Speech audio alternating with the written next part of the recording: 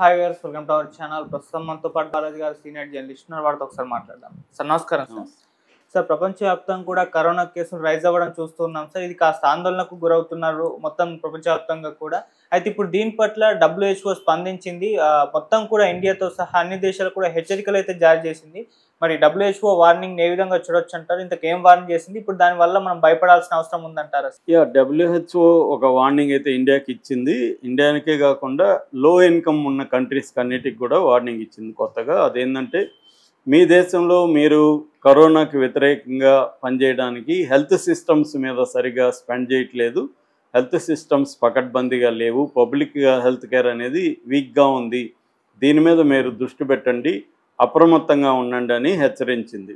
ఇది ఎందుకు హెచ్చరించింది అంటే, కొత్తగా ఎందుకు హెచ్చరించింది ఇలాగంటే, వరల్డ్ వైడ్గా కూడా ముఖ్యంగా ఏషియన్ కంట్రీస్లో కొత్తగా ఉన్న వేరియంట్ ఏదైతే ఉందో JN1 వేరియంట్లో మళ్ళీ సబ్ వేరియంట్ NB1.8.1 అట్లాగే LF7 ఈ రెండు ఎక్కువగా ఉన్నాయి. ఈ రెండిట్లో కూడా NB1.8.1 అనే వేరియంట్ దాదాపు 11% కేసులు ఈ వేరియంటే ఉంది. సో అందుకని ఇండియాలో కూడా ఇదే ఎక్కువ ఉన్నాయన్నమాట ఈ కేసులు. మనం ఇప్పుడు ఇండియాలో చూసుకుంటే దాదాపు 1600 కేసుల వరకు ఇప్పటివరకు తేలాయని చెప్తున్నారు. డెత్లకు సంబంధించి 12 మంది ఇప్పటివరకు చనిపోయారు. అందులో ప్రధానంగా కేరళలో 430 కేసులు ఉన్నాయి, మహారాష్ట్రలో 240 వరకు ఉన్నాయి, ఢిల్లీలో 112 ఉన్నాయి, తమిళనాడులో 66 ఉన్నాయి, కర్ణాటకలో 40, గుజరాత్లో 10, వెస్ట్ బెంగాల్లో 10, ఏపీలో 10, తెలంగాణలో 2 ఇలాగా కేసులు మన దేశంలో కూడా పెరుగుతున్నాయి, డెత్లు కూడా పెరుగుతున్నాయి. అయితే ఆంధ్రప్రదేశ్లో 10 ఉన్నాయి, కానీ తెలంగాణలో ఇప్పటివరకు బయటపడిన కేసులు 2 అని చెప్తున్నారు. అందులో ఒక డాక్టర్కి వచ్చింది, ఆయన బాగైపోయాడని కూడా చెప్తున్నారు. అయితే ఓవరాల్గా పాజిటివిటీ రేటు అంటే ఎంతమందికి టెస్ట్ చేస్తే ఎంతమందికి వస్తుంది అనే పాజిటివిటీ రేట్ అయితే పెరిగింది.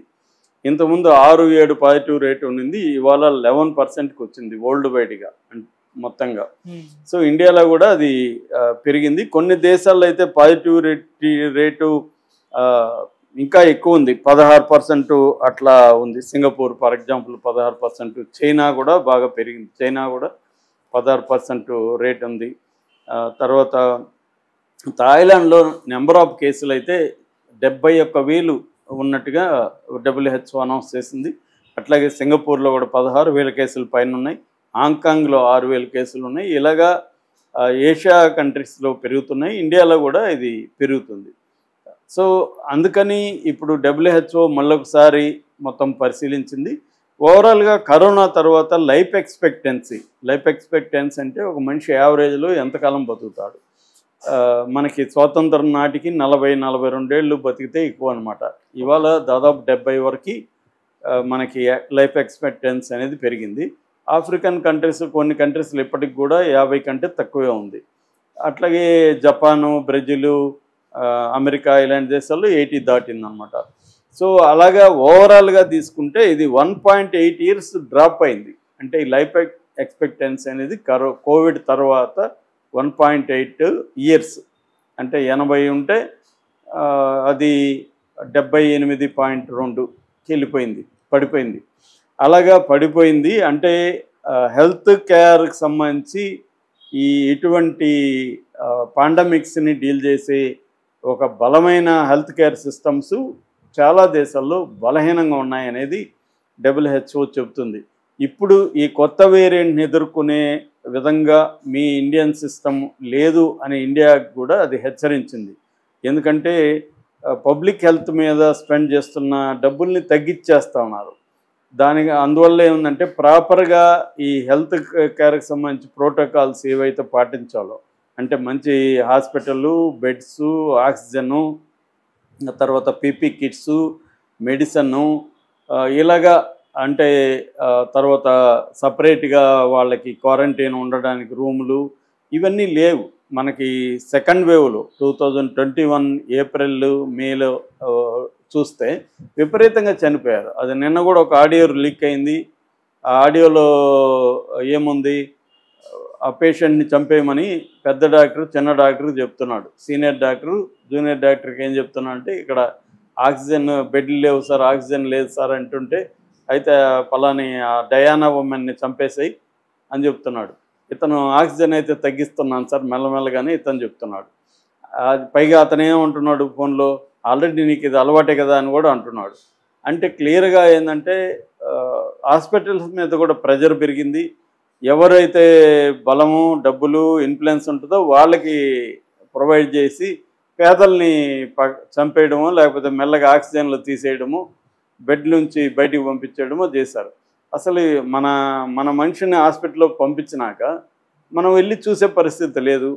అది చనిపోయిందని చెప్తారు అతడు ఆమె. మనం వెళ్ళి శవాన్ని తెచ్చుకునే పరిస్థితి లేదు, చనిపోయిందా లేదా తేల్చే పరిస్థితి లేదు. సో మనం సైలెంట్గా అయిపోతాం. వాళ్ళ శవాన్ని తీసుకెళ్ళి ఎక్కడో ఇచ్చేసేస్తారు.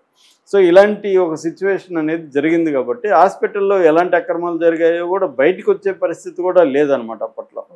సో ఇంకా మందులు అమ్ముకోవడం ఇవన్నీ కూడా మనం చూసాం. బీభత్సంగా ఆ పరిస్థితిని ఉపయోగించుకొని ఇటు పొలిటీషియన్లు కానీ, తర్వాత హాస్పిటల్ వాళ్ళు కానీ, బ్రోకర్స్ కానీ రకరకాల మెడికల్ మాఫియా రంగంలోకి దిగి పెద్ద ఎత్తున దాన్ని సొమ్ము చేసుకోవడం, వాటిని ఆర్టిఫిషియల్గా కొరత క్రియేట్ చేయడం, స్కార్సిటీ క్రియేట్ చేసి ఎంతన్నా ఇప్పుడు మనం మనిషి ప్రాణం కంటే డబ్బులు ఇంపార్టెంట్ కాదు కాబట్టి 50,000 అయినా ఇంజక్షన్ పెట్టి కొన్నారు. అప్పుడు 30,000 చాలాసార్లు అదేదో ఒక ఇంజక్షను 30,000 40,000 అమ్మిడిపోయిన సందర్భాలు ఉన్నాయి.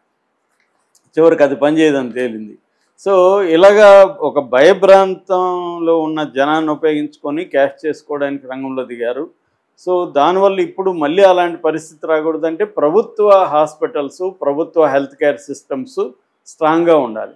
కొంతవరకు ఆంధ్రాలో అప్పుడు కొంత బెటర్గా ఉండడానికి కారణం వాలంటరీ వ్యవస్థ. వాళ్ళు వెళ్ళి ఇంటింటికి వెళ్ళి మందులు ఇవ్వడం, టెస్టులు చేయించడం అవన్నీ చేయడం వల్ల కొంత ఇదయ్యారు. లేదంటే ఇంకా పెద్ద మరణాలు సంభవించుండేవి. మనకి ఎక్కువగా కేరళలో బీభత్సంగా చనిపోయారు, మధ్యప్రదేశ్, మహారాష్ట్ర ఇలాగా దాదాపు మన దేశంలో ఎంత చనిపోయారని కరెక్ట్గా లెక్కలు లేవు. కానీ వాళ్ళు చెప్పేది 50 లక్షల మంది చనిపోయినారని, ఇంకా ఎక్కువ చనిపోయింటారు అనేది అంటున్నారు. ఎందుకంటే 5 కోట్ల మందికి వచ్చింది. టెస్టులు చేసుకునే వాళ్ళు ఇంకొక 10 కోట్లు ఉంటారు ఈజీగా. సో ఇలాగా అందువల్ల ఇప్పుడు మళ్ళీ కరోనా అంటే ఎందుకు భయపడుతున్నారంటే మళ్ళీ వ్యవస్థలు కుప్పగూలిపోతాయి. ఈ ఎవరు డబ్బు ఇన్ఫ్లుయెన్స్ ఉన్న వాళ్ళది రాజ్యం అయిపోతుంది. అవి పెట్టలేని వాళ్ళు, ఇన్ఫ్లుయెన్స్ చేయలేని వాళ్ళు, ఈవెన్ డబ్బుండి కూడా చేసుకోలేని వాళ్ళు చాలామంది. ఇన్ఫ్లుయెన్స్ ఉండాలి, మళ్ళీ డబ్బు ఉంటే సరిపోదు, నీకు ఇన్ఫ్లుయెన్స్ ఉండాలి. సో ఆ ఇన్ఫ్లుయెన్స్ లేని వాళ్ళు డబ్బున్నా కూడా చాలామంది మేము ఇంత డబ్బులు ఇచ్చేదానికి రెడీగా ఉన్నాం, మాకు ఒక బెడ్ చూడండి అని అడుక్కున్న వాళ్ళు చాలామందిని చూసాం. సో ఇటువంటి కండిషన్లో మళ్ళీ ఇప్పుడు WHO హెచ్చరించిందంటే మళ్ళీ కొంత భయపడే పరిస్థితి ఉంది. ఎందుకంటే మనకు తెలుసు పబ్లిక్ హెల్త్ కేర్ సిస్టమ్ ఎలా ఉందో. గవర్నమెంట్ హాస్పిటల్లో కనీసం కాటన్ కూడా ఉండని సిచ్యువేషన్ ఇవాళ ఉంది. నామకే వస్తుంది. మళ్ళీ ఇలాంటిది వస్తే తట్టుకునే పరిస్థితి ఉందా అనేది డేంజర్ అనమాట. మనమైతే సెంట్రల్ గవర్నమెంట్ స్థాయిలో IDSP అనే ఒక సిస్టమ్ని డెవలప్ చేశాము, ఇంటిగ్రేటెడ్ డిసీజ్ సర్వేలెన్స్ ప్రోగ్రామ్ అని. అంటే సర్వేలెన్స్ డిసీజ్ని కనిపెట్టడం ఇంపార్టెంట్, ర్యాపిడ్ డిటెక్షన్ అంటారు. స్పీడ్గా డిటెక్ట్ చేస్తే ఎంత త్వరగా చేస్తే అంత త్వరగా కోలుకునే అవకాశం ఉంది. అట్లాగే వ్యాక్సినేషన్లు కూడా మనకు మొత్తంగా ఇప్పటివరకు 140 కోట్ల పాపులేషన్ ఉంటే 72 కోట్ల పాపులేషన్కి, అంటే ఈ వ్యాక్సిన్ వేసుకునే ఏజ్లో ఉండే పాపులేషన్ మేజర్గా అయితే ఒక వ్యాక్సిన్ అయితే అయిపోయింది. 2 వేసుకున్న వాళ్ళు తక్కువ ఉన్నారు, ఇంకా బూస్టర్ వేసుకున్న వాళ్ళు అసలు తక్కువ ఉన్నారు. సో రెండోది ఆ వ్యాక్సిన్లు పనిచేస్తాయా లేదనే డౌట్ కూడా చాలామందికి ఉంది.